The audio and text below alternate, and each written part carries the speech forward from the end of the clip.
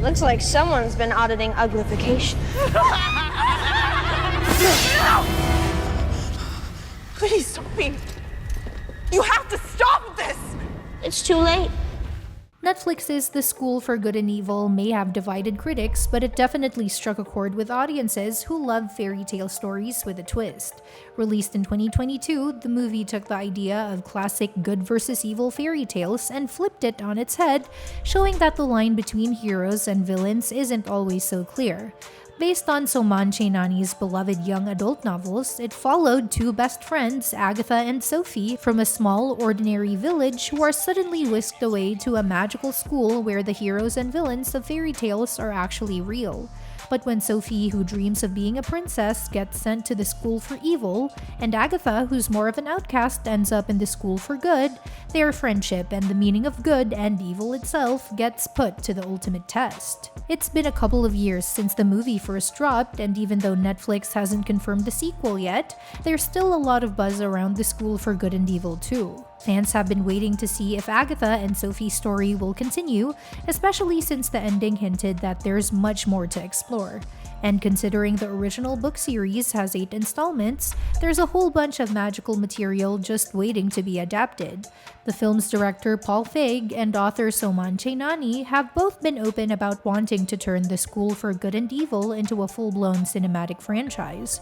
Not long after the movie's release, Feig told Entertainment Weekly that his goal is definitely for this to be a franchise.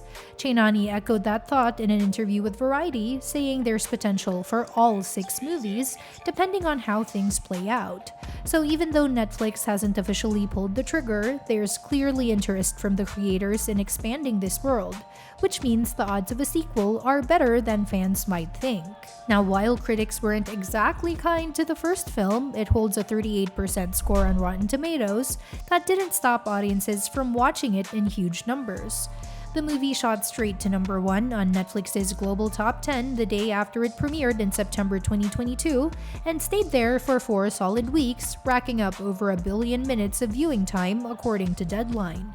That kind of success shows there's definitely an appetite for more stories from this world, and Netflix has a history of bringing back popular titles even when critics aren't on board. Think about it. The Kissing Booth got 2 sequels despite getting panned by reviewers. Emily in Paris continues to pull huge viewership numbers and is already deep into its 4th season. So Netflix clearly understands that popularity often matters more than prestige, especially when it comes to their big franchises. That same logic could easily apply to The School for Good and Evil 2 because it already has a passionate fanbase eager to see what happens next. If the sequel does move forward, we can almost guarantee that Sofia Wylie and Sophia and Caruso will be back as Agatha and Sophie. Their chemistry was one of the strongest parts of the first movie, and their friendship, full of tension, loyalty, and personal growth, is the emotional core of the story. Alongside them, we'd likely see Jamie Flatters returning as Prince Tedros, and Cate Blanchett continuing her mystical narration as the voice of the Storian. Then there's the impressive supporting cast. The first film featured Michelle Yeoh as Professor Emma Anemone, Peter Serafinowicz as Yuba, and Rob Delaney as Stefan, all of whom could easily return for the sequel.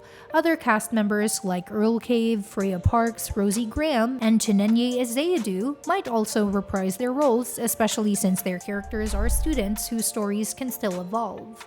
And given the sheer scope of the novels, the sequel could also introduce a whole bunch of new characters, creating even more opportunities for magic, mystery, and moral conflict.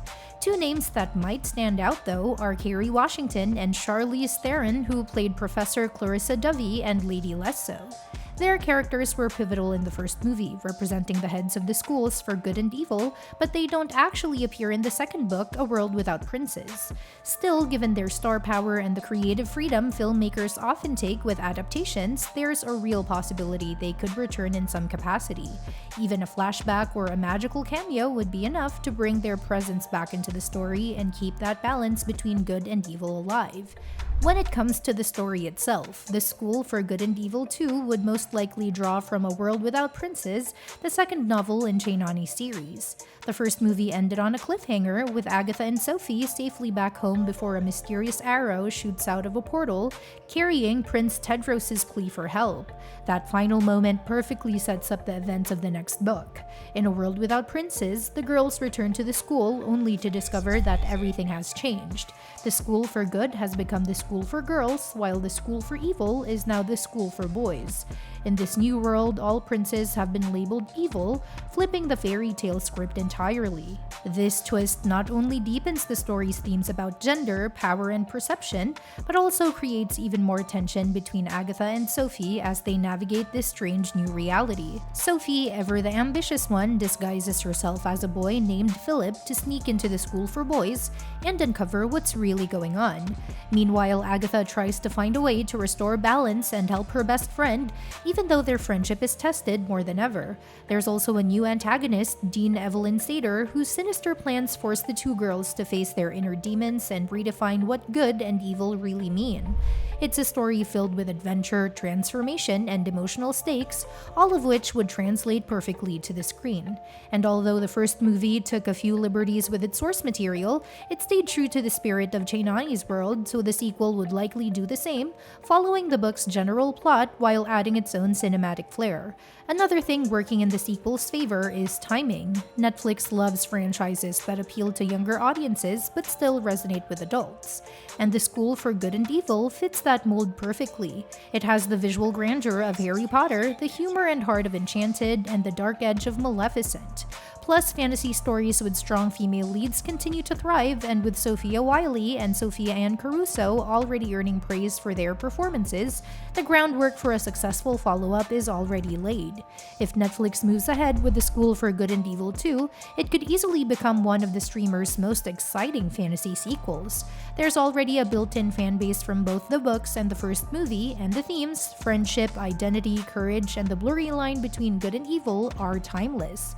Audiences are clearly hungry for more fairy tale adventures that challenge expectations, and this series does exactly that. The first film proved that even with mixed reviews, there's something special about Agatha and Sophie's story. It's not just about magic or castles, it's about finding out who you truly are when the world tries to define you.